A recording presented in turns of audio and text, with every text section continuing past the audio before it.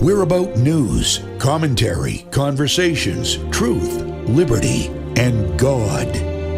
We stand for American values and our flag. We believe that the Constitution is a document that fortifies rights already given to us by our Creator. We will not apologize for our love of God and country, ever. We are Right America Media.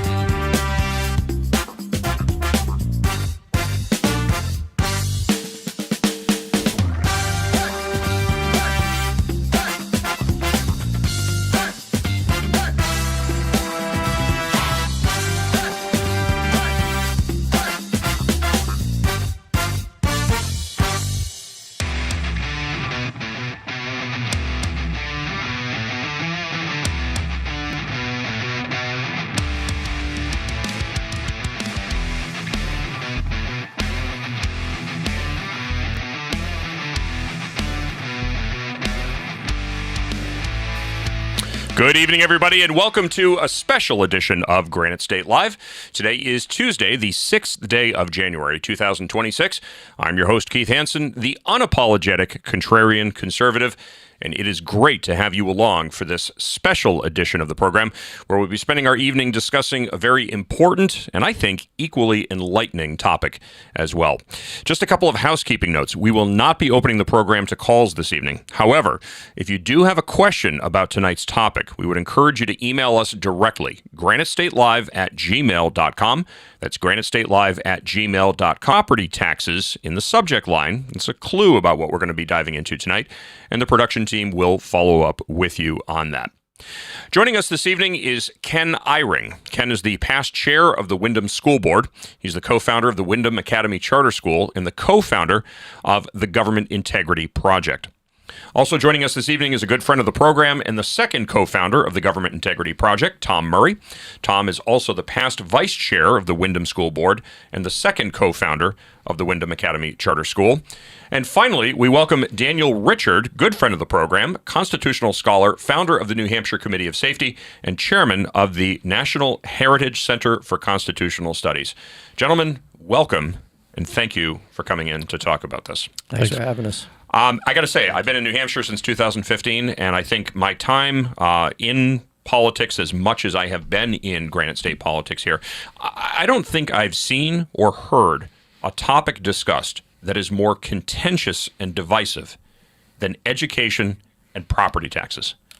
I got to be honest with you, property taxes are skyrocketing. People are putting more and more and more and more money into something that is proven time and time again to be an abject failure.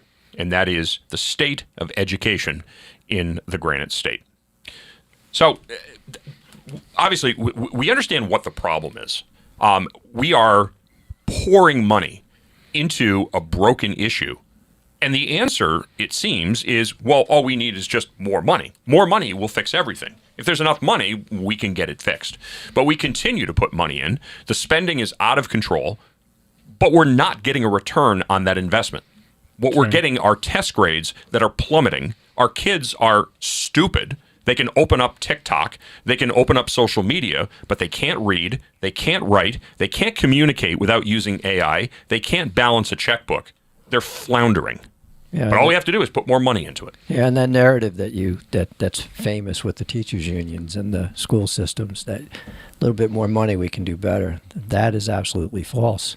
Tom and I served on the Windham School Board, and during my 3 years, the property tax rate went down each year, and scores of our children went up. And in fact, the last year, the test scores for math in 11th grade leaped about 30%. So you just need to have the right people in the position, and you have to have a focus on academics and not on all the other crap that's going on in the school systems. Yeah, that's right. And then when you look at those test scores, there was a graph that's on the website that we recently launched, which is called SaveOurSchoolsNH.org.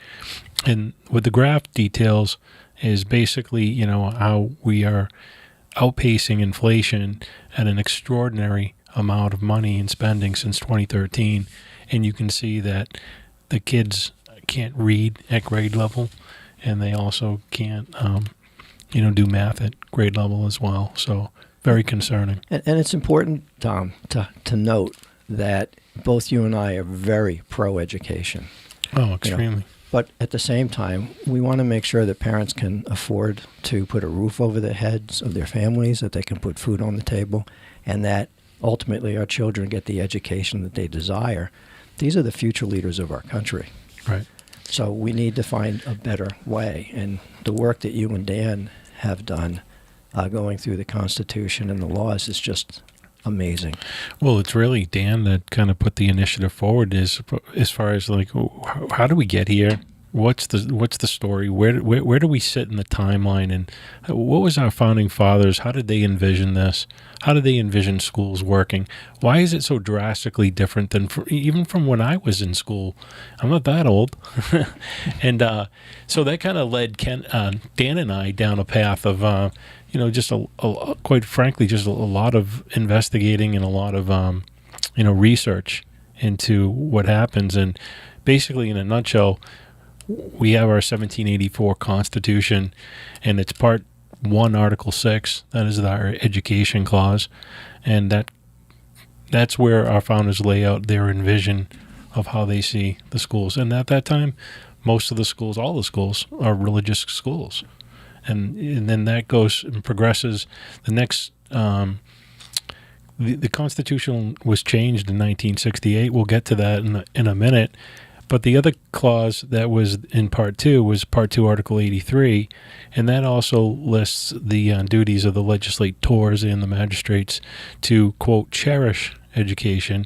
And we'll talk about that word a little bit more detail as well, because somehow in 1993, we get the infamous Claremont decision where Justice Brock made the usurpation, in my opinion, that the word cherish meant taxation, and this is where we get the whole quote-unquote adequate education.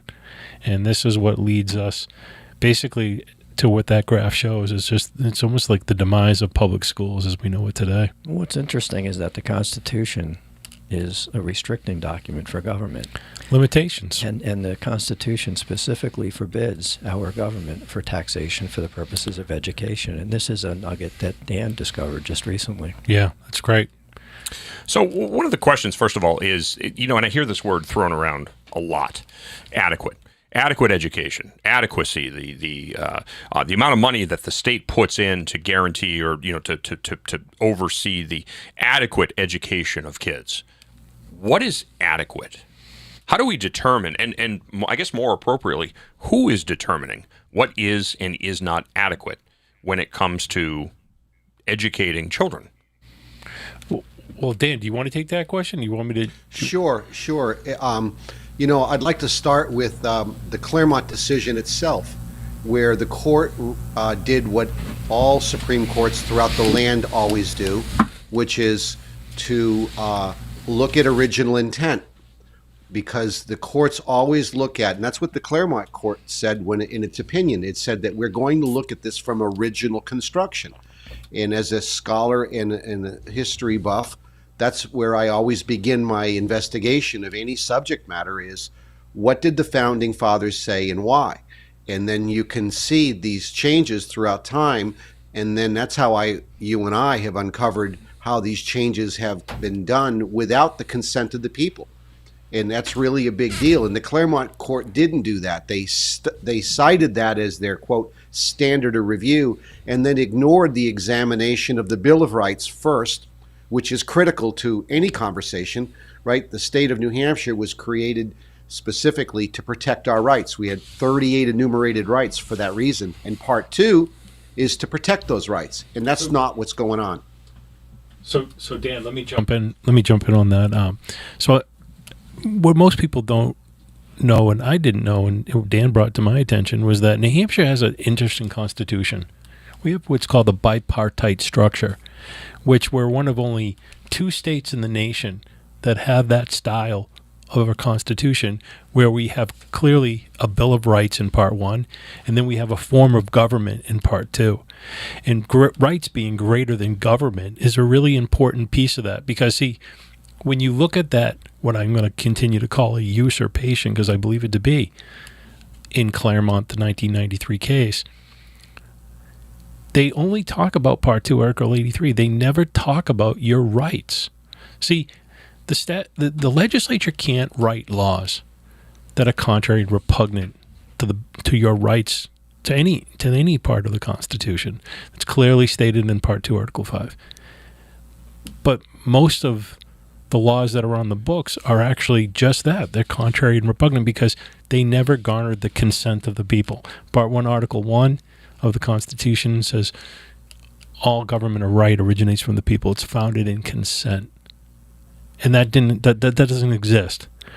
So the fact that Claremont never addressed Part 1, Article 6, which is the real education clause, in my opinion, leads me to believe that this is something that should be reviewed. There should be a stare decisis challenge, and that's what our intent is to go ahead and do, and put education where it needs to be more prioritized with parental involvement and achievement, because we're not doing that right now.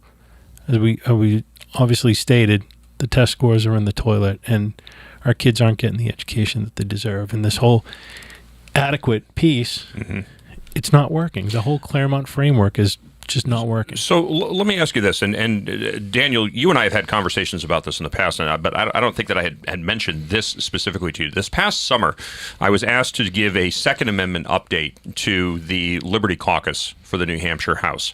There were 32 or 33 elected state representatives in that room. I held up a copy of Black's Law Dictionary, and I only had one person out of 32 or 33 lawmakers that could explain the difference between Black's Law Dictionary and Webster's. Wow. And I said, this is actually pretty terrifying, because you people are responsible for using this, a pen, to write laws that other people are going to enforce at the barrel of a gun. You need to understand the difference between a colloquial definition as found in Webster and a legal definition as found in Black's Law. So the question that I have, and of course, adequate education, you would expect that people would understand the difference between a colloquial everyday definition and a legal definition, which does not change despite tendencies and social pressure and so on and so forth. So the question that I have is, when we look at adequate education, not from a colloquial defined standpoint, but from a legal definition, what is the legal definition of adequacy when it comes to education, and who is responsible for ensuring that the education that is being provided to young people today actually meets the standard of adequate? Well, that's up to the parents, right? That's what Article 6 was all about, the reservation of the private right of the parents to decide what curriculum beyond what was detailed in Article 83, and more importantly was the morality clause. Who is going to decide what is moral and what is not moral? And that's what we struggle with today, is that government now decides what is right and wrong.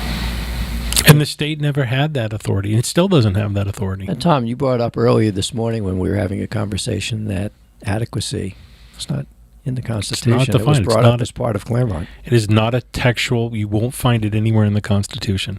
Yeah. And in fact, there's a whole series. And the danger of that is that people then focus on what is adequate as opposed to what's constitutional, what's allowed by law. That's right. So the whole conversation, we're not talking about, we're not focused on the bullseye. Ken, there's a series out there that Paul and Bretson did, and he had multiple speakers. Rick Lehman was on there. Bob Guida was on there. Greg Sorg. The one with Rick Lehman on it was great. And he speaks to this exact point of the adequacy, right. and it's not there. It's not in the text. And just to give some context to Rick Lehman, he's the counsel for the New Hampshire Senate. That's correct. So I'd like to get, if we can, our producer to get that graph up one more time. because I want to. I just want to have this in the background while I pose a question. So we're looking at reading scores that are plummeting. We're looking at math scores that are plummeting. We're looking at spending, which is significantly outpacing inflation. So these outcomes, reading outcomes, math outcomes, basic proficiency, basic skills, this is a policy failure, I think absolutely. But can we look at this, and can this serve as an indictment of the Claremont framework itself, talking about adequacy? Is it a failure of this legal concept of adequacy beyond just a policy failure? This is an indictment on the whole entire system. I mean, just recently, look what happened in Claremont. Again, notice we talk about Claremont quite a bit. They were on the verge of shutting schools down over funding issues. But then when you take a look at their test scores, they're horrific. And I can't understand, like, who in their right mind, if you're a businessman, Right. would want to fund a failing operation where you see the kids' ability to achieve continue year after year after year to go down, and yet the price continue after year to go up. And that's part of the problem. We're as parents, we're taxed. That money we have no control over. They give it to the school systems, and they educate our children. But Right. in the end, our children are not being educated. No. And as parents, we're being left out of the process. That's one of the reasons why Save Our Schools New Hampshire was founded, so that we can get back control of our children's education. It's save our schools, save our children. It's very important. It's important for the future of our country.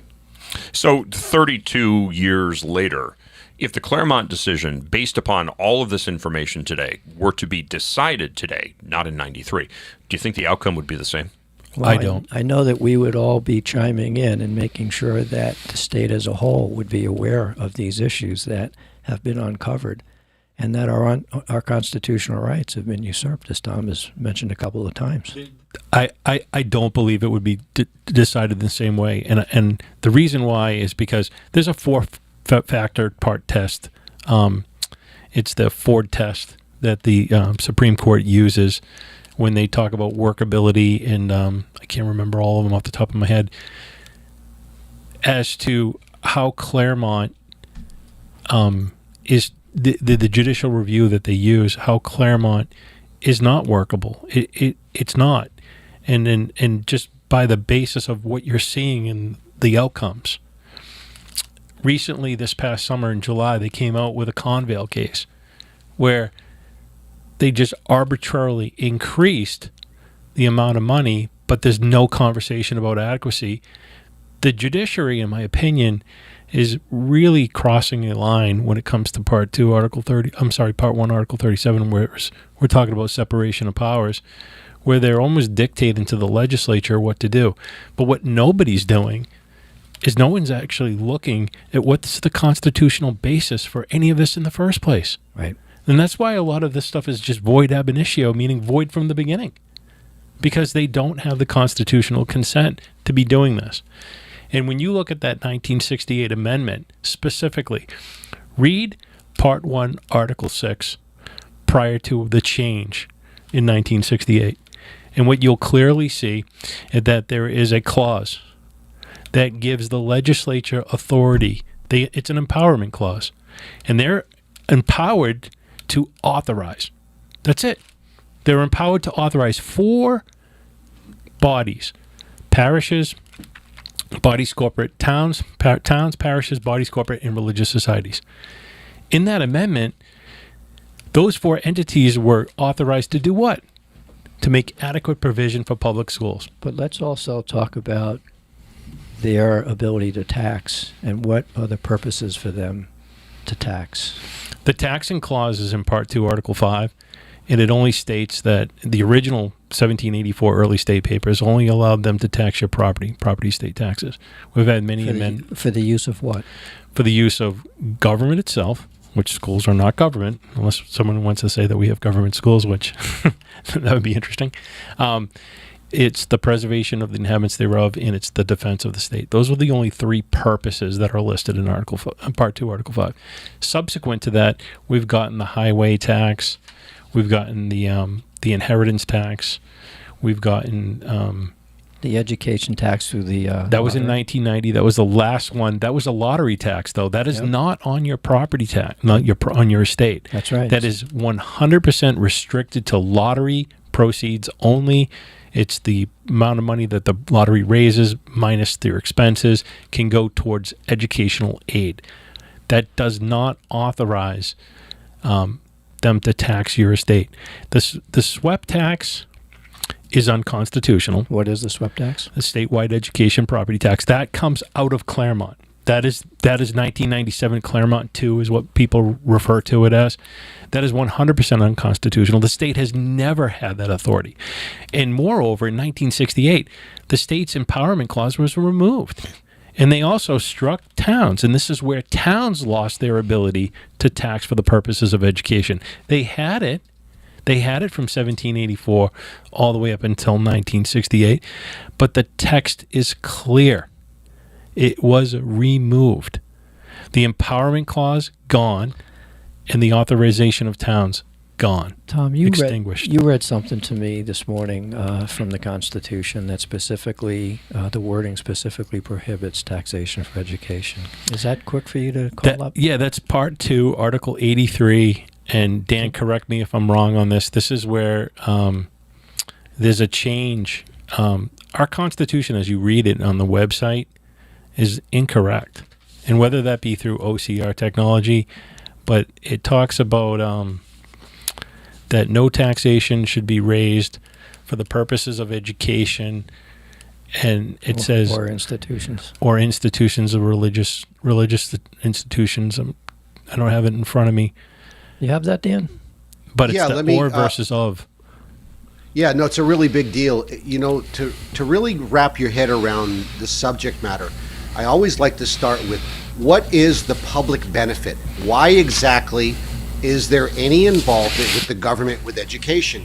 And many times when you speak to people who don't know the answer, they'll tell you that it's for making sure that our kids have the ability to prosper in life, that it'll be a blessing to all of us if everyone is able to earn a good living once they leave school. And that's not correct at all. The government should have no involvement in who wins and who loses. In fact, it was based on the very first sentence in Article 6 says very clearly, as morality and piety, rightly grounded on evangelical principles, will give the best and greatest security to government, and it will lay in the hearts of men the strongest obligation of due subjection. That's the whole purpose in 1784 as to why the education clause was written the way it does. And it goes on to cover that in a lot of additional details, but the backstory goes from there. So I say to people, who decides morality? Right? Is that decided by the parents, or should that be decided by government? And today we have government deciding that very issue because they modified that word evangelical. The word evangelical, which means biblical principles. In other words, they wanted children to learn in school what moral values should be based on. And it should be based on, remember, the Bible was 1,700 years old when this document was written. Today it's 2,000 years old. And so instead of following biblical principles, we now have the government deciding what is right, what is wrong.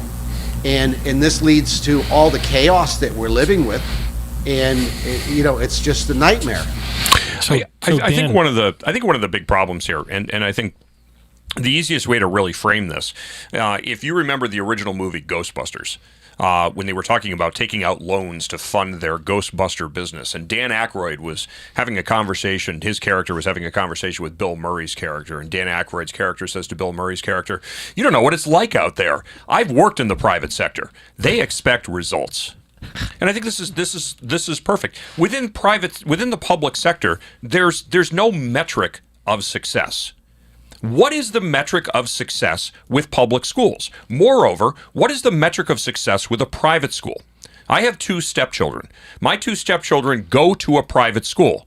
For approximately $7,000 a year, they are able to provide a pretty damn adequate education. These kids are smart, they are eloquent, they can read, they can do complex math. I'm looking at math problems that 7th graders are doing going, wow, that's far more advanced than what I was doing when I was in 7th grade. There is a metric of success in the private school world, because if you suck, you get eliminated. The parents pull their kids out of the school. If they're talking about woke ideology and they're focusing on everything other than the education, the parents have the right to say, nope, I'm not putting money into this educational body. I'm pulling my kids out. The school doesn't have the resources. It folds. It goes away.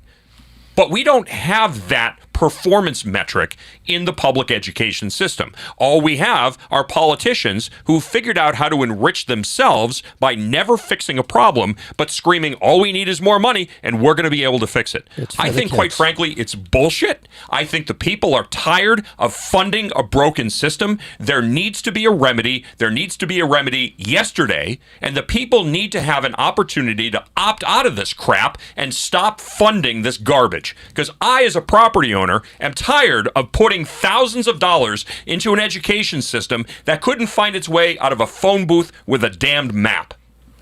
And Keith, the worst part of it is that you pay that private school and then you're still forced to finance the government indoctrination center. On top of the property taxes, which are pushing $10,000 a year. Exactly. Now it's two $7,000+ per year, so $15,000 in tuition to a private school, plus 70%, give or minus a couple of points, 70% of that $10,000, so $7,000 of that. So basically, I'm putting somebody else's kid through a year of private education. That's what it's tantamount to. Except their kid isn't getting the education that your children are getting. Yeah, and they're getting the education, and the cost of their education is closer to $20,000 a year.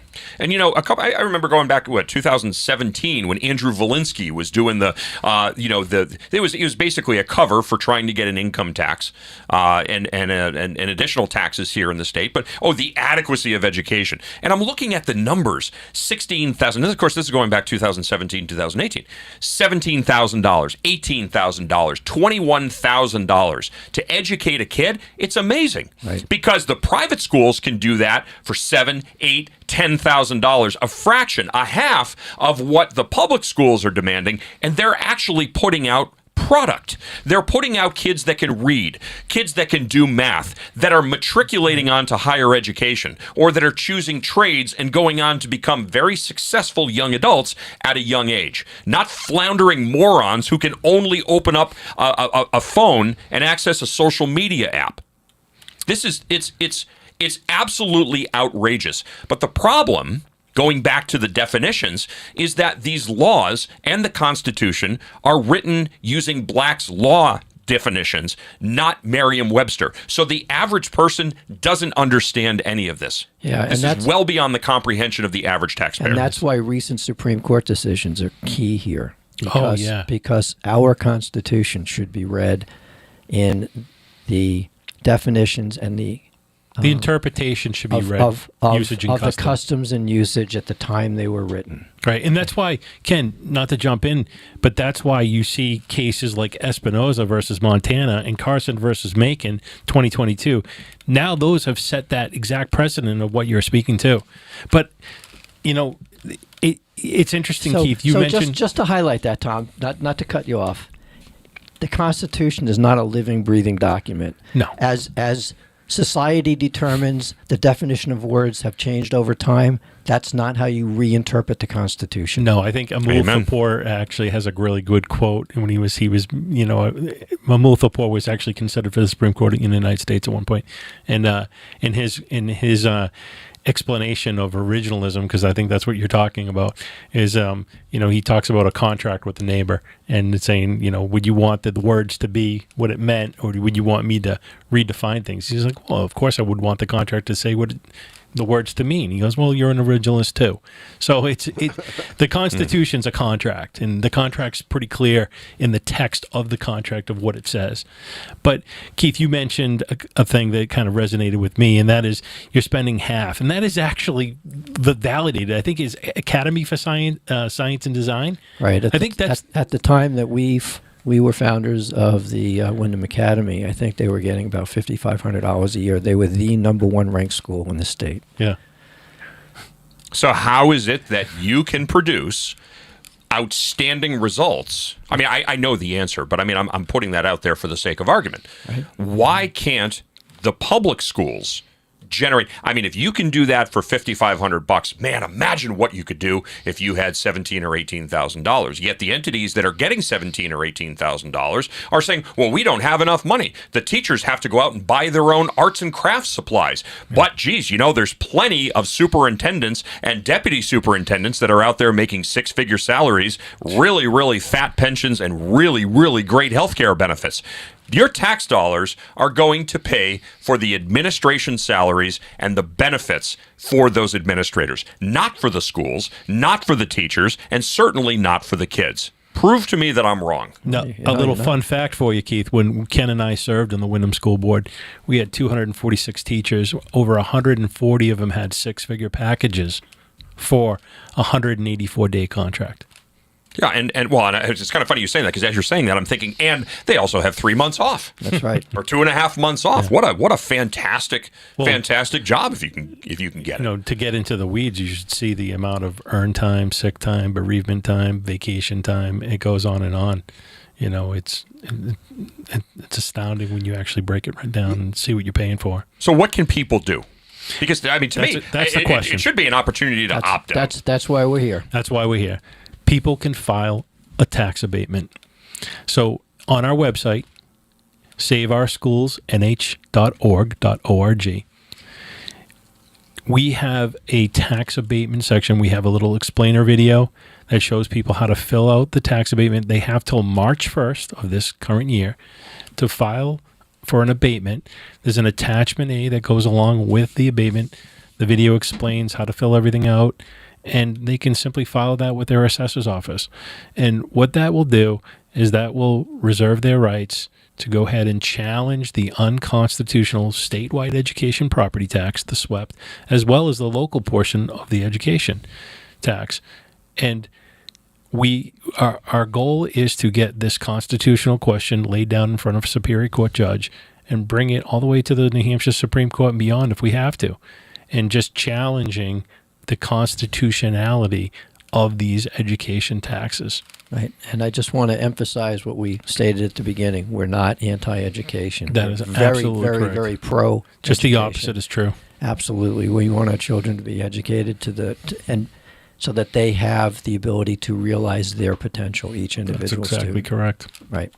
So this is a legal means of saying this is not tax evasion. No, first not of at all, all. this is saying what the town needs to be able to provide adequate services, highway department, police department, fire department, medic, everything else, town services, those taxes remain intact. But the abatement is seeking solely to rebate the amount of money paid through municipal property taxes that would be earmarked specifically for public education means. Which is 100% typically correct. 70 to 75% of Your tax bill. each property's tax bill. Okay, so I'm going to ask the obvious question here, which is if, and this will certainly be challenged, and this would be a fantastic opportunity to see how this would be interpreted and applied, certainly in the courts, the appellate courts, and beyond. That being said, if people en masse started to do this, this would create an absolute crisis for the public education system. Not that I'm saying it shouldn't, because I think that they should more than just having their hands slapped. But this is going to create an interesting situation that I actually think would be beneficial for the charter schools and the private schools, because it creates an opportunity and a marketplace for educational alternatives, including homeschooling. Because if people don't like what they're getting, it's going to force them to look into alternate educational sources for their children. And it also creates competition. Competition. And Took that- the words out of my mouth. And that is what needs to happen, because there is no competition. Right. Right. As a capitalist, I would never, ever, ever be in favor of a public-private partnership because it eliminates competition. But this isn't even a public-private partnership. This is an elimination of competition. This is an outright monopoly. That's exactly right. That's exactly right. It's violating the monopoly clause of the the word state out of my mouth. constitution, Article 83. Yeah. Correct. And the worst part about all of this, gentlemen, is that we're dealing with all of these changes where we have no one is educated. We spend all this money, but no one has been taught the fundamentals of the state constitution. Our legislature has not had an education in the state constitution. Our judiciary hasn't had none of them have any academic background. Most of them have been taught about the U.S. Constitution in law school, but that's it. And then society in general. And this is a recurring theme. Benjamin Franklin famously said, when asked what type of government we have, said one of the locals asked him, and his famous response was, "You have a republic if you can keep it." And this is where my efforts have been about trying to resurrect the fundamentals, for us to go back and understand how far we've deviated from the fact that government's supposed to do three things for us: protect life, liberty, and property. Education is up to the parents. It's up to the parents to choose who's going to educate their child. It's up to the parents who and how much they're going to pay for that.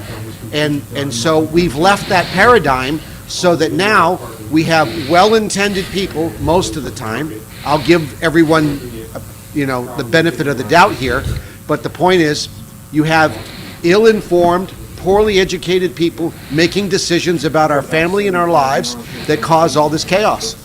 Dan, I just gave you an instance where 30-something lawmakers couldn't tell the difference, couldn't articulate the difference between a colloquial dictionary and a legal dictionary. So you want to talk about legal and procedural and administrative and civic illiteracy, boom, there you go. People who are running for office, we talk about, there should be a citizenship test. There should be a citizenship as a test and a political test and an administrative test and a legal language test for people who want to serve as one of the 400, which is ridiculous, members of the state house. This to me is inexcusable, and it's been allowed to take place because of the illiteracy of the population, because they don't demand more. An educated population would stand up and say, this is ridiculous, we want accountability. But when you can't understand the language, how can you possibly understand what's at stake, what's happening, compare and contrast what you're getting versus what you should be getting, and understand where the deficiencies lie? That's right. You can only force a bad agenda on the people of a society if you keep them ignorant of the fundamentals. Right. You don't know your rights. You can't protect your rights if you don't know what they are. I have to chuckle here because at some point, the four of us are going to be labeled the four horsemen of the New Hampshire educational apocalypse. If this is, I'm not going to say allowed to stand, because it's everything that I have seen on this. It is, you are using existing statute and you are using the state constitution to establish the rights of the citizens. That's right. And if this gathers steam, this is going to be absolutely game-changing for the state. And I think, initially things always get worse before they get better. This is going to create a vacuum, but I think the end result of this is going to be significantly superior to anything that we have seen because, again, we're going to have that competition. We're going to have options for parents, and we're not going to have people who are forced literally at gunpoint or property seizure to put money into a system that is simply a black hole. And that's a win for our children. 100%. And by the way, the money aspect of all of this is one of the things I pointed out to Ken and Tom, and that is that in 1784, there were only two taxes. You had a property tax and a poll tax. And along the way, the state constitution precludes creating any new methods of taxation without the consent of the voters. And that would happen 4 more times. We would get the first change in 1903, where the people would approve an inheritance tax. Next was the road tax in 1938, followed by the timber tax in 1942, and then current use tax and the lottery tax. Guess what I didn't mention? I didn't mention schools, did I? No, Why? it's not Because there. there's never been any provision in the Constitution. The word cherish does not mean taxation. right. And you can't just come out of, try to convince the society that for 200 years that there's been no constitutional mandate for the state to involve itself in the education of our children. And really the turnabout comes to us in the 1960s, where the U.S. Supreme Court would ultimately rule on separation of church and state and eliminate the ability for morality based on evangelical principles to be taught in school, which would lead to the amendment in 1968 of Part 1, Article 6 that Tom and I keep referencing. So, Tom, I want to ask you, what do you see as a logical progression of this and outcomes? I mean, obviously, people are going to do this. It's going to wind up in court. So let's start from there. People file this abatement. It's likely at that point that the town, the municipality that those people live in, to whom they file this abatement document, they're not going to recognize what this is. They're not going to understand it. They're going to deny it. Right. That's So what exactly happens right. then? So they're going to deny it, and then it's going to get appealed to the selectmen. They're not going to understand it as well, which they'll deny it as well. Or they just won't even address it, and then it will expire on July 1st of this year. And then at that point, you have a choice. You can either take it to the BTLA, or you can take it to Superior Court. I'm encouraging people to take it to Superior Court. The reason why is because that's the appropriate venue, whereas the BTLA talks more about proportionality and taxes. And just for the benefit of for people who are not familiar with that acronym, BTLA. Bureau of Tax Land Assessment. I don't quote me on that, but Okay. I've always just known it as BTLA. Okay. But it's an entity that was created by the legislature to handle a lot of these tax cases. Tom, let me just jump in real quick. I'm sorry to interrupt. No, you, go ahead. But it's important to know that that's one of the reasons why we have this organization. People will get overwhelmed thinking, I can't do this on my own. That's why we're here. We want to help everybody through this process, and that's why they need to reach out to us. So is the goal an influx of cases in Superior Court that would ultimately get kicked up to potentially the state Supreme Court and have the state Correct. Supreme Court rule? Because, I mean, I could Yep. see the state Supreme Court saying, this is ridiculous, you don't have standing, go away. I mean, I could Everybody see... has to. Everyone. I could see, well, I mean, everybody has standing, but ask Daniel Richard about, the courts not recognizing standing. So that's a great question. That's the reason why we did this. Okay, so we specifically targeted RSA 7616 because for two purposes. Number one, you're coming as a taxpayer. So I think it's important to note to the audience that's watching that nobody has ever challenged or made a stare decisis challenge of Claremont. Nobody. This will be the first time that we're going to be doing this. What is the story decisis? It's basically it's a legal review, and it's to say that the judiciary in '93 got it wrong. I mean, we had the whole Dobbs-Jackson case that was just overturned. Mm-hmm. Okay, and they got it wrong. Judges make mistakes too. It's fair to say. So that's the end goal. How do we get there, though? To answer your question, so we go from the local part. And then as of July 1st, we get to go to Superior Court. That's where we lay down the constitutional question. It's RSA 491:22. We have an attachment form that has been filled out. You just have to sign that. The lawyers did all the legalese behind that. And that's where we get in front of a Superior Court judge. And we lay down that constitutional question and say, show us. Where do you have the authority? And so whatever decision we're prepared to challenge if it's not in our favor to the New Hampshire Supreme Court. And then at that point, I'm quite honestly, I don't know where it's going to go if it gets to the Supreme Court level, because keep in mind, we have some changes to the judiciary.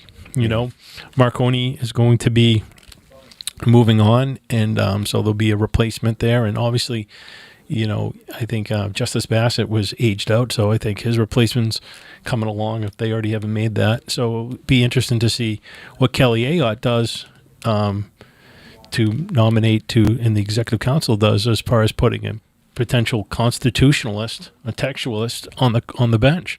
So, what kind of lobbying efforts would you expect from the New Hampshire teachers unions? Oh, I think they're It'd going be to brutal. Brutal, yeah. And keep in mind, this is a case that has a lot of federal arguments that go along with it.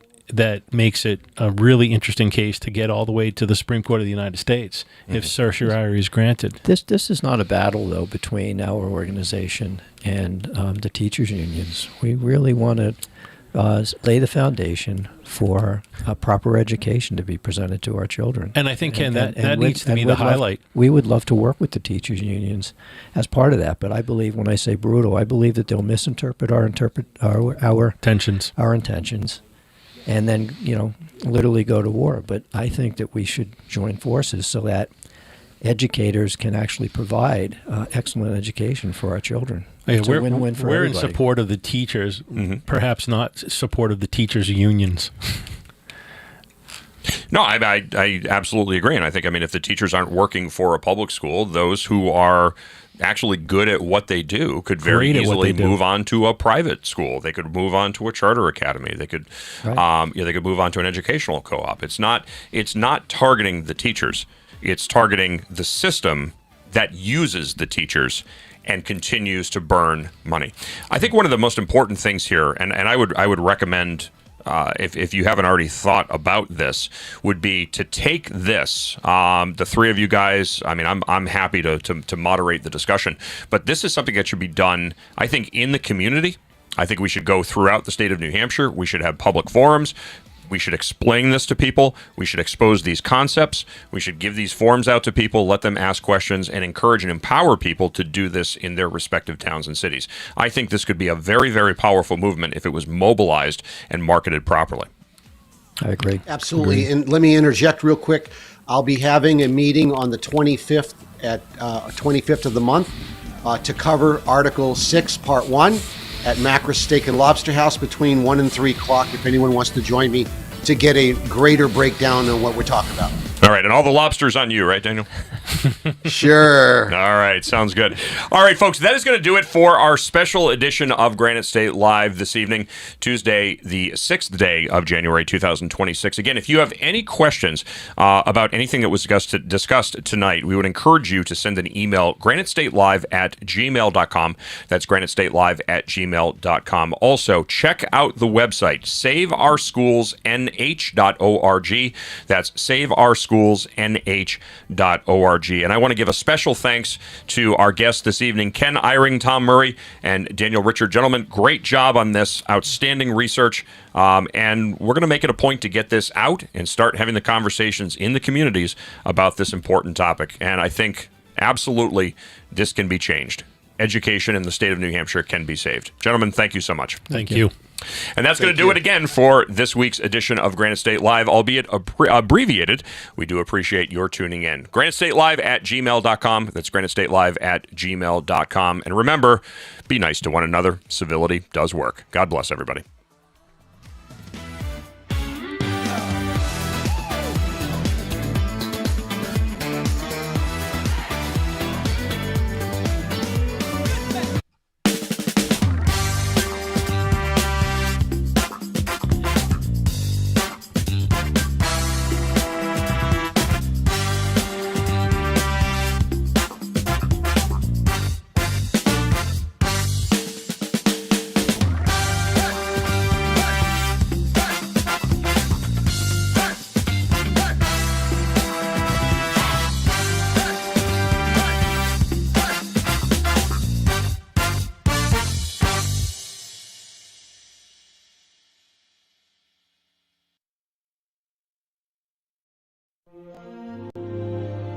We're about news, commentary, conversations, truth, liberty, and God. We stand for American values and our flag. We believe that the Constitution is a document that fortifies rights already given to us by our Creator. We will not apologize for our love of God and country, ever. We are Right America Media.